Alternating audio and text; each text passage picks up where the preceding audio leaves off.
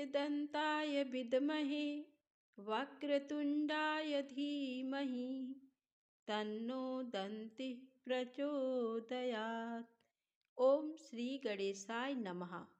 आप सभी का हमारे YouTube चैनल पर हार्दिक स्वागत है। आज की वीडियो में आप जानेंगे पौष मास के महत्व और पौष मास में सुनी जाने वाली पौराणिक कथा। तो आज की कथा में आप सुनेंगे भगवान श्री गणेश जी की कथा, सूर्य भगवान की कथा, साथ में जानेंगे पौष मास में हमें कौन से कार्य को नहीं करना चाहिए, किन नियमों का पालन करना चाहिए। तो इन कथाओं को श्रद्धा भाव से पूरा अवश्य सुनिएगा। हमारे हिंदू धर्म में सभी महीनों का अपना कोई ना कोई विशेष महत्व होता है। ऐसा ही एक महीना है पौष का। पौष महीने का धार्मिक और आध्यात्मिक दोनों ही दृष्टि से विशेष महत्व है। हिंदू धर्म में 10वें महीने को पौष का महीना कहा जाता है। इस महीने की शुरुआत मार्गशीर्ष पूर्णिमा के अगले दिन से होती है। पौष का महीना भगवान सूर्य और श्री हरि विष्णु को समर्पित किया गया है। इस महीने के समाप्ति के बाद ही माघ का महीना शुरू हो जाता है। धार्मिक मान्यताओं के अनुसार जिस तरह पितृपक्ष में पितरों की पूजा की जाती है, वैसे ही पौष महीने में भी पितरों की विशेष पूजा की जाती है। लोग इस महीने में भी अपने पितरों का पिंडदान, तर्पण और श्राद्ध करते हैं। इससे पितरों का आशीर्वाद मिलता है। इस महीने में रविवार का व्रत रखना चाहिए।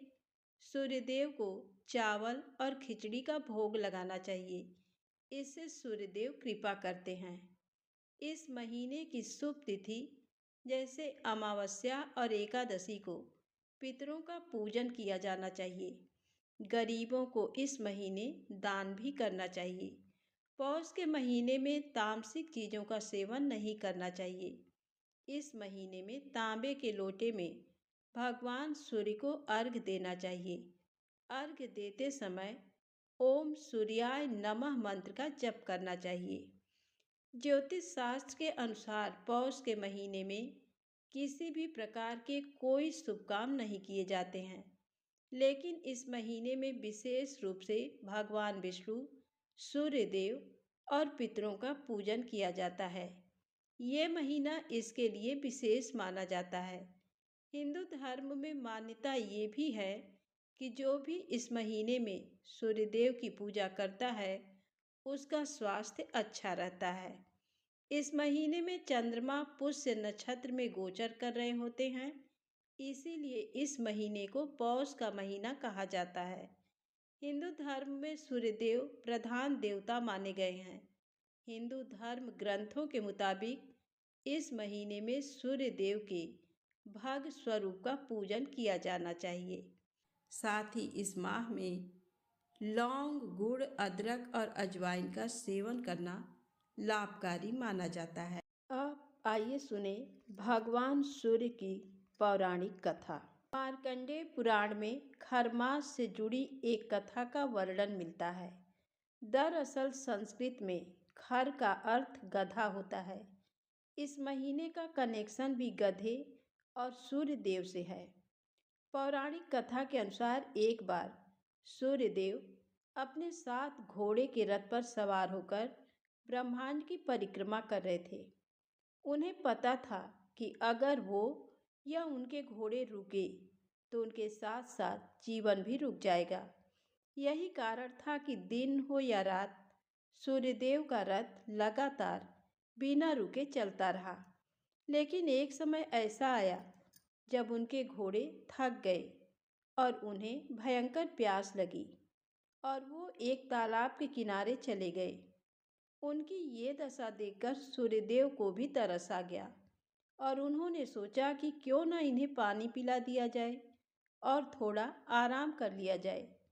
लेकिन उसी वक्त उन्हें याद आया कि उनके ऊपर पूरी दुनिया की जिम्मेदारी है और अगर वो रुके तो जनजीवन भी रुक जाएगा।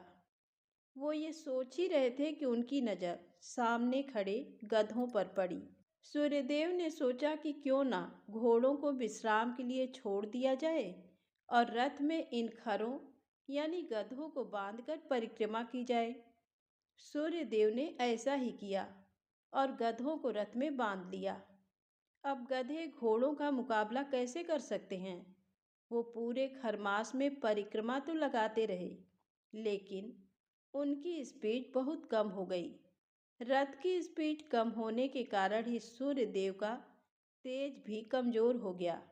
यही कारण है कि खरमास के दौरान धरती पर सूर्यदेव का वो तेज प्रकट नहीं हो पाता जो अन्य महीनों में होता है। आप देखेंगे कि मकर संक्रांति आते ही मौसम बदलता है और फिर से वही ऊर्जावान सूर्यदेव धरती पर प्रकट होते हैं। इसका कारण है कि मकर संक्रांति के दिन ही सूर्यदेव ने उन खरों को वापस तालाब के किनारे छोड़ा था और अपने घोड़ों को वापस रथ में शामिल कर फिर से अपनी रफ्तार पकड़ी थी। अब आइए सुने भगवान सूर्यदेव की पौराणिक कथा। मध्य देश में भद्रेश्वर नाम से प्रसिद्ध एक चक्रवर्ती राजा थे। वे बहुत सी तपस्याओं तथा नाना प्रकार के व्रतों से पवित्र हो गए थे। प्रतिदिन देवता, ब्राह्मण, अतिथि और गुरुजनों का पूजन करते थे। उनका बर्ताव न्याय के अनुकूल होता था। वे स्वभाव के सुशील और शास्त्रों के तात्पर्य तथा विधान के पारगामी विद्वान थे। वे सदा सद्भाव पूर्वक प्रजाजनों का पालन करते थे। एक समय की बात है, उनके बाएं हाथ में श्वेत कुष्ठ हो गया। वैद्यों ने बहुत कुछ उपचार किया, किंतु उससे कोढ़ का चिन्ह और भी स्पष्ट दिखाई देने लगा। तब राजा ने प्रधान प्रधान ब्राह्मणों और मंत्रियों को बुलाकर कहा, विप्रगण, मेरे हाथ में एक ऐसा पाप का चिन्ह प्रकट हो गया है जो लोक में निंदित होने के कारण मेरे लिए दुस्सह हो रहा है। अतः मैं किसी महान पुण्य क्षेत्र में जाकर अपने शरीर का परित्याग करना चाहता हूँ। ब्राह्मण बोले, महाराज, आप धर्मशील और बुद्धिमान हैं। यदि आप अपने राज्य का परित्याग कर देंगे तो ये सारी प्रजा नष्ट हो जाएगी, इसलिए आपको ऐसी बात नहीं कहनी चाहिए। प्रभु, हम लोग इस रोग को दबाने का उपाय जानते हैं। वह ये है कि आप यत्नपूर्वक महान देवता भगवान सूर्य की आराधना कीजिए। राजा ने पूछा, विप्रवरों, किस उपाय से मैं भगवान भास्कर को संतुष्ट कर सकूंगा? तब ब्राह्मण बोले, राजन, आप अपने राज्य में ही रहकर सूर्य देव की उपासना कीजिए। ऐसा करने से आप भयंकर पाप से मुक्त हो स्वर्ग और मोक्ष दोनों प्राप्त कर सकेंगे। ये सुनकर सम्राट ने उन श्रेष्ठ ब्राह्मणों को प्रणाम किया और सूर्य की उत्तम आराधना आरंभ की। वे प्रतिदिन मंत्र पाठ, नैवेद्य, नाना प्रकार के फल, अर्घ्य, अक्षत, जपा पुष्प, मदार के पत्ते, लाल चंदन, कुमकुम, सिंदूर, कदली पत्र तथा उसके मनोहर फल आदि के द्वारा भगवान सूर्य की पूजा करते थे। राजा गूलर के पात्र में अर्घ्य सजाकर सदा सूर्य देवता को निवेदन किया करते थे। अर्घ्य देते समय वे मंत्री और पुरोहितों के साथ सदा सूर्य के सामने खड़े रहते थे। उनके साथ आचार्य, रानियां, अंतःपुर में रहने वाले रक्षक तथा उनकी पत्नियां, दास वर्ग तथा अन्य लोग भी रहा करते थे। वे सब लोग प्रतिदिन साथ ही साथ अर्घ्य देते थे। सूर्य देवता के अंगभूत जितने व्रत थे, उसका भी उन्होंने एकाग्रचित्त होकर अनुष्ठान किया। क्रमशः 1 वर्ष व्यतीत होने पर राजा का रोग दूर हो गया। इस प्रकार उस भयंकर रोग नष्ट हो जाने पर राजा ने संपूर्ण जगत को अपने यक्ष करके सबके द्वारा प्रभात काल में सूर्य देवता का पूजन और व्रत कराना आरंभ किया। सब लोग कभी हविष्यान्न खाकर और कभी निराहार रहकर सूर्य देवता का पूजन करते थे। इस प्रकार ब्राह्मण, क्षत्रिय और वैश्य, इन तीन वर्गों के द्वारा पूजित होकर भगवान सूर्य बहुत संतुष्ट हुए और कृपा पूर्वक राजा के पास आकर बोले, राजन, तुम्हारे मन में जिस वस्तु की इच्छा हो उसे वरदान के रूप में मांग लो। सेवकों और पुरवासियों सहित तुम सब लोगों का हित करने के लिए मैं उपस्थित हूँ। राजा ने कहा, सबको नेत्र प्रदान करने वाले भगवान, यदि आप मुझे अभीष्ट वरदान देना चाहते हैं तो ऐसी कृपा कीजिए कि हम सब लोग आपके पास रहकर ही सुखी हों। सूर्यदेव बोले, राजन, तुम्हारे मंत्री, पुरोहित, ब्राह्मण, स्त्रियां तथा अन्य परिवार के लोग सभी शुद्ध होकर कल्प पर्यंत मेरे रमणीय धाम में निवास करें। ऐसा कहकर संसार को नेत्र प्रदान करने वाले भगवान सूर्य वहीं अंतर ध्यान हो गए। तदनंतर राजा भद्रेश्वर अपने पूर्ववासियों सहित दिव्य लोक में आनंद का अनुभव करने लगे। वहाँ जो कीड़े मकोड़े आदि थे वे भी अपने पुत्र आदि के साथ प्रसन्नता पूर्वक स्वर्ग को सिधारे। इसी प्रकार राजा, ब्राह्मण, कठोर व्रतों का पालन करने वाले मुनि तथा क्षत्रिय आदि अन्य वर्ण सूर्य देवता के धाम में चले गए। जो मनुष्य पवित्रता पूर्वक इस प्रसंग का पाठ करता है उसके सब पाप का नाश हो जाता है तथा वह रुद्र की भांति इस पृथ्वी पर पूजित होता है। जो मानव संयम पूर्वक इसका श्रवण करता है उसे अभीष्ट फल की प्राप्ति होती है। इस अत्यंत गोपनीय रहस्य का भगवान सूर्य ने यमराज को उपदेश दिया था। भूमंडल पर तो व्यास जी के द्वारा ही इसका प्रचार हुआ है। तो प्रेम से बोले, सूर्यदेव भगवान की जय हो। भगवान गणेश की शारीरिक बनावट के मुकाबले उनका वाहन छोटा सा चूहा है। गणेश जी ने आखिर छोटे से जीव को ही अपना वाहन क्यों चुना? आइए जानते हैं कहानी के माध्यम से। गजमुखासुर नामक दैत्य ने अपने बाहुबल से देवताओं को बहुत परेशान कर दिया। सभी देवता एकत्रित होकर भगवान गणेश के पास पहुँचे। तब भगवान श्री गणेश ने उन्हें गजमुखासुर से मुक्ति दिलाने का भरोसा दिलाया। तब श्री गणेश का गजमुखासुर दैत्य से भयंकर युद्ध हुआ। युद्ध में श्री गणेश का एक दांत टूट गया। तब क्रोधित होकर श्री गणेश ने टूटे दांत से गजमुखासुर पर ऐसा प्रहार किया कि वह घबराकर चूहा बनकर भागा। लेकिन गणेश जी ने उसे पकड़ लिया। मृत्यु के भय से वह क्षमा याचना करने लगा। तब श्री गणेश ने मूषक रूप में ही उसे अपना वाहन बना लिया। श्री गणेश का एक दांत गजमुखासुर से युद्ध करते समय टूट गया और एक दंत कहलाए। एक बार की बात है, राजा इंद्र के दरबार में क्रौंच नामक गंधर्व था। देवराज इंद्र किसी गंभीर विषय पर चर्चा कर रहे थे, लेकिन क्रौंच किसी और ही मूड में था। वह अप्सराओं से हंसी ठिठोली कर रहा था। इंद्र का ध्यान उस पर गया तो नाराज इंद्र ने उसे चूहा बन जाने का साथ दे दिया। क्रौंच का चंचल स्वभाव तो बदलने से रहा। एक बलवान मूषक के रूप में वह सीधे पराशर ऋषि के आश्रम में आ गिरा। आते ही उसने भयंकर उत्पात मचा दिया। आश्रम के सारे मिट्टी के पात्र तोड़कर सारा अन्न समाप्त कर दिया। आश्रम की वाटिका उजाड़ डाली। ऋषियों के समस्त वल्कल वस्त्र और ग्रंथ कुतर दिए।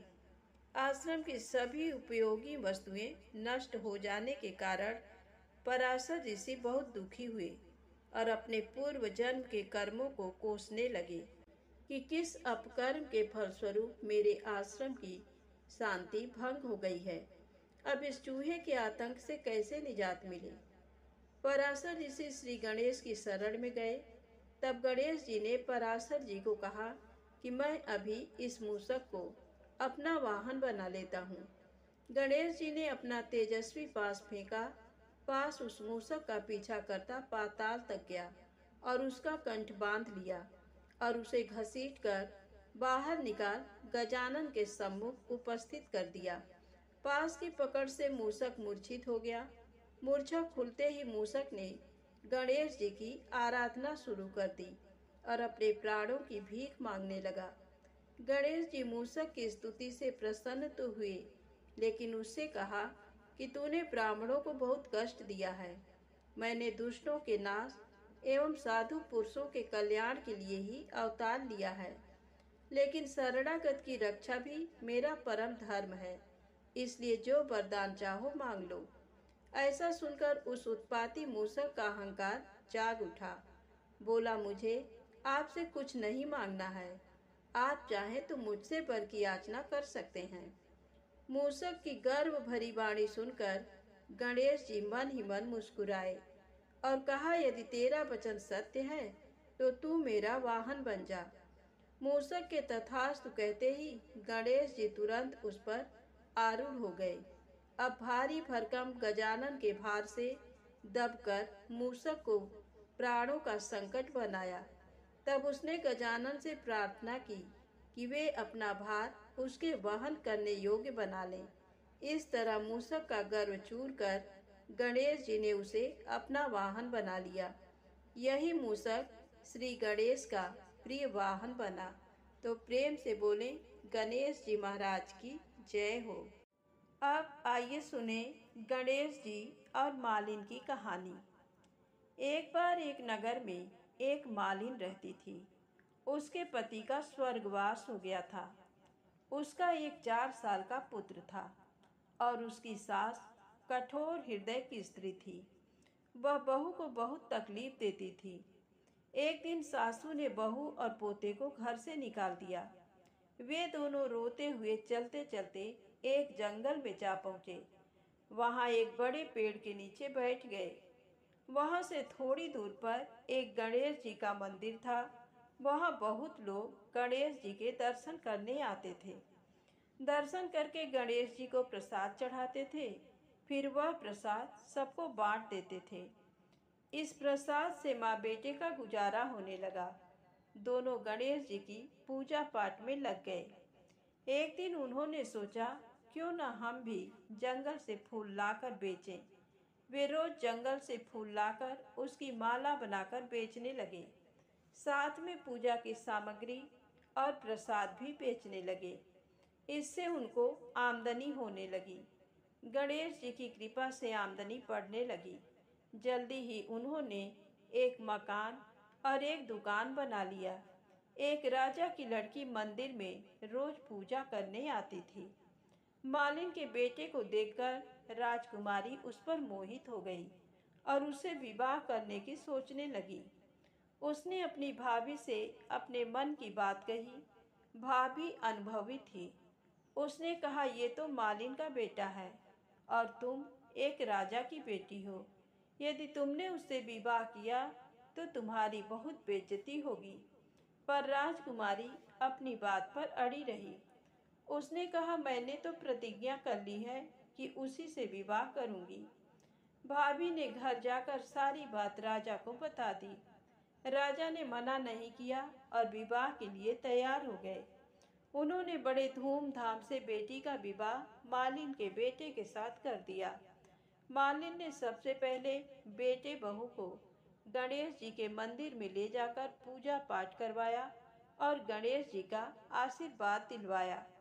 इसके बाद पूरे नगर में ये बात फैल गई कि गणेश जी की पूजा करने से सब दुख कष्ट दूर हो जाते हैं। ये बात सुनते ही नगर के सभी लोग मंदिर आने लगे।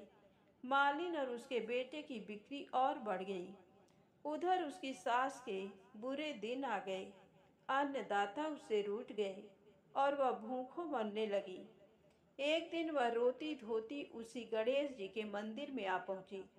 वहां वह मालिन के बेटे से बोली, मैं भूखी हूँ, मुझे रोटी कपड़ा दे देना। इसके बदले में मैं तुम्हारा सारा काम कर दूंगी। लड़के को दया आ गई और उसे काम पर रख लिया।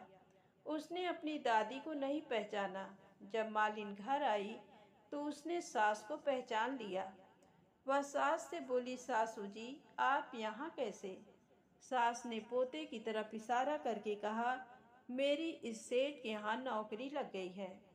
बहू बोली, ये आपका पोता है और ये घर भी आपका ही है, ये दुकान भी आपकी ही है। जब आपने हमें घर से निकाला तब गणेश जी ने हमारी रक्षा की। बहू की बात सुनकर सास बोली, मेरी करनी मैंने भोग ली। बहू बोली, सासू जी अब आप हमारे यहाँ रहो और पोते का सुख देखो। हे गणेश जी महाराज, जैसा सुख आपने मालिन को दिया वैसा ही सुख सबको देना। तो प्रेम से बोले, गणेश जी महाराज की जय हो। अब आइए सुने एक सांप और ब्राह्मण की कहानी। एक समय की बात है, किसी गांव में सुखदेव नाम का दरिद्र ब्राह्मण अपनी पत्नी और अपने एक बेटे के साथ रहता था। बहुत गरीबी में वो जैसे तैसे अपना जीवन यापन कर रहे थे। सुखदेव भगवान शिव को बहुत मानता था और मन ही मन हमेशा उनका नाम जपता रहता। तो वहीं ब्राह्मण की पत्नी बहुत ही ज्यादा धूर्त और लालची थी। वो हमेशा किसी न किसी बात को लेकर अपने पति से झगड़ती रहती। ब्राह्मण की पत्नी ने ब्राह्मण से कहा कि इस गांव में तो हमें कोई भिक्षा भी नहीं देता, आप दूसरे गांव में जाकर भिक्षा ही क्यों नहीं मांगते? इस तरह दरिद्रता में हम कब तक जिएंगे? ब्राह्मण ने उत्तर दिया कि मैं अपनी तरफ से कोशिश तो करता ही हूँ, अब अगर मेरी किस्मत में ही सुख नहीं है तो मैं क्या करूँ? ब्राह्मण की पत्नी बोली, आपकी बातें खाली बड़ी बड़ी निकलती हैं, करने के नाम पर कुछ नहीं। घर में बैठकर क्या करेंगे? जाओ बाहर और कुछ कमा कर लाओ। रोज रोज ब्राह्मणी के झगड़े और तानों से तंग आकर एक दिन वो अपना पोथी पतरा उठाकर घर से दूसरे गांव चला गया। उस गांव में जाकर भागवत कथा सुनाने का प्रयास किया, लेकिन कोई उससे कथा सुनने को तैयार नहीं था। ऐसे में दुखी होकर वो वापस अपने गांव लौटने लगा। रास्ते में एक पीपल के पेड़ के नीचे जाकर विश्राम करने लगा। उस विशाल पीपल के पेड़ की जड़ में एक काला नाग रहता था। ब्राह्मण मन ही मन सोचता है, हे भोलेनाथ, ये आपकी कैसी माया है? मैं आपकी कथा सुनाकर अपना घर संसार चलाना चाहता हूँ, लेकिन मुझसे तो कोई कथा सुनने को भी तैयार नहीं है। मैं क्या करूँ प्रभु? अब तो आप ही मुझे कोई रास्ता दिखाओ। हे प्रभु, मैं यहीं इस पीपल वृक्ष के नीचे बैठकर कथा कहता हूँ और आप ही मेरी कथा को सुनो, क्योंकि और तो कोई मेरी कथा सुनता नहीं है। ये सोचकर ब्राह्मण वहीं अपना पोथी पत्रा निकालता है और विधि पूर्वक कथा कहना प्रारंभ करता है। ऐसे में पेड़ की जड़ में बैठा वो नाग कथा सुनने लगता है। पूरी कथा को वो बहुत ध्यान से सुनता है। जब कथा समाप्त होती है तो बाहर आकर ब्राह्मण को एक सोने का सिक्का दक्षिणा में देता है और फिर कहता है, नाग ब्राह्मण से कहता है कि तुम रोज यहाँ आकर कथा कहा करो, तुम्हें और कहीं जाने की जरूरत नहीं है। मैं तुम्हें रोज एक सोने का सिक्का दक्षिणा में दूंगा, लेकिन ये बात तुम किसी और से मत कहना। ब्राह्मण उसकी बात मान लेता है। नाग के जाने के बाद वो भगवान शिव को धन्यवाद देते हुए कहता है कि प्रभु, आपने तो मेरी जिंदगी ही बदल दी। मैंने आपसे थोड़ा मांगा, आपने तो मेरी झोली भर दी। आपकी महिमा अपरंपार है प्रभु। अब वो ब्राह्मण रोज सुबह सवेरे वहां नहा धोकर आ जाता और उस नाग देवता को कथा सुनाता और रोज वो एक सोने के सिक्के लेकर घर जाता। बहुत जल्द ही वो दरिद्र से अमीर बन गया। अब उसके पास किसी चीज की कोई कमी नहीं थी। पूरे गांव के लोग उसकी प्रगति को देखकर आश्चर्यचकित थे। लोगों के मन में तरह तरह के सवाल पैदा हो रहे थे। बहुत लोगों के दिमाग में तो ये भी चल रहा था कि जरूर ये ब्राह्मण कोई गलत काम कर रहा है, जिसकी वजह से वो इतनी जल्दी इतना धनवान हो गया है। अब लोग ब्राह्मण की पत्नी से सवाल करने लगे। पड़ोसन ने पूछा कि तुम्हारे पति के पास इतना धन कहाँ से आ गया है? आखिर ऐसा कौन सा काम करने लगा है वो? ब्राह्मण की पत्नी बोली, वो दूसरे जगहों पर जाकर कथा सुनाते हैं, उसी से उन्हें जो धन मिलता है वो ले आते हैं। पड़ोसन ने आश्चर्य से कहा, कथा सुनाने के लिए इतना धन भला कौन देता है? अब तो उसकी पत्नी के मन में भी कई सवाल उठने लगे। तो वो पति से पूछने लगी कि इतना धन आपको कौन देता है? लेकिन ब्राह्मण से तो नाग देवता ने किसी को कुछ बताने से मना किया था, इसलिए वो कुछ नहीं बताता। लेकिन उसकी पत्नी तो उसके पीछे ही पड़ गई। वो हर जिद करने लगी जिससे ब्राह्मण सोने के सिक्के के बारे में उसे बता दे कि वो कहाँ से लाता है। ऐसे में एक दिन ब्राह्मण विवश हो गया और उसने धीरे से पत्नी को नाग के बारे में सब बता दिया। अब तो उसकी पत्नी के मन में काफी ज्यादा लालच आ गया। उसने सोचा कि जरूर उस पीपल के पेड़ के नीचे कोई खजाना है जहाँ से वह नाग सोने की मोहरें लाकर देता है। अगर उस नाग को मार दिया जाए तो पूरा खजाना मिल सकता है। इसलिए ब्राह्मणी ने अपने पति को खाने में नशे की दवा मिला दी, जिससे सुबह को उसकी नींद ही नहीं खुली और उसने अपने जवान बेटे को उठाकर कहा। ब्राह्मण की पत्नी अपने बेटे से कहती है, सुनो बेटा, वहाँ पीपल के पेड़ के नीचे रोज तुम्हारे पिता कथा कहते हैं, जिसे सुनने के बाद एक नाग सांप आकर उन्हें सोने का सिक्का देता है। उस पीपल के पेड़ की जड़ में जरूर कोई खजाना दबा हुआ है। तुम आज वहां जाकर कथा कहो और जब कथा समाप्त होने पर वो सर्प तुम्हें सिक्का देने आए तो उसे मारकर उस पेड़ के नीचे से पूरा खजाना निकाल कर ले आना। बेटे को भी लालच आ गया और वो पोथी पत्रा लेकर उस पीपल के पेड़ के नीचे जा पहुंचा और जाकर कथा कही। जब नाग देवता सिक्का लेकर उसे देने आए तो उसने नाग पर फावड़े से प्रहार कर दिया, जिससे नाग का पूंछ कट गया और वो किसी तरह बचकर वहां से निकल गया। जैसे ही ब्राह्मण के बेटे ने पेड़ के नीचे खोदना शुरू किया तो नाग ने पीछे से उस ब्राह्मण के बेटे को डस लिया, जिससे उसकी मृत्यु हो गई। उधर जब ब्राह्मण का नशा टूटा तो उसने देखा कि उसका पोथी पत्रा वहां नहीं है। उसे समझ में आ गया कि कुछ तो गलत हुआ है। वो जल्दी जल्दी से पीपल के पेड़ के पास गया तो अपने बेटे को मृत देकर दुखी हो गया। अब उसे सारी बात समझ आ गई थी। उसने अपने बेटे के मृत शरीर का अंतिम संस्कार किया। उसके बाद उसने अपनी पत्नी से कहा, ब्राह्मण ने अपनी पत्नी से कहा, मुझसे बहुत बड़ी भूल हो गई कि मैंने नाग देवता के मना करने के बावजूद तुमसे ये बात बताई। आज तुम्हारे लालच की वजह से हमारे पुत्र को हमने खो दिया। लेकिन उसकी पत्नी को उसकी बात का कोई असर नहीं हुआ।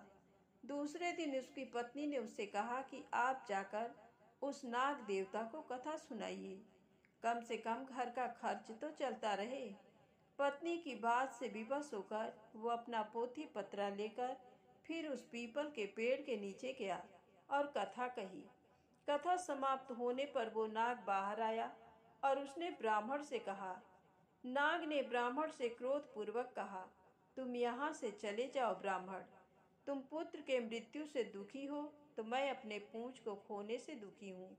मैंने तुम्हें पहले ही मना किया था कि ये बात तुम किसी को मत बताना, लेकिन तुमने मेरे साथ विश्वासघात किया। मैं तुम्हें श्राप देता हूँ कि जो संपत्ति तुमने मेरे द्वारा अर्जित की है वो सारी नष्ट हो जाएगी। नाग के श्राप से कुछ दिनों में ब्राह्मण फिर से दरिद्र हो गया।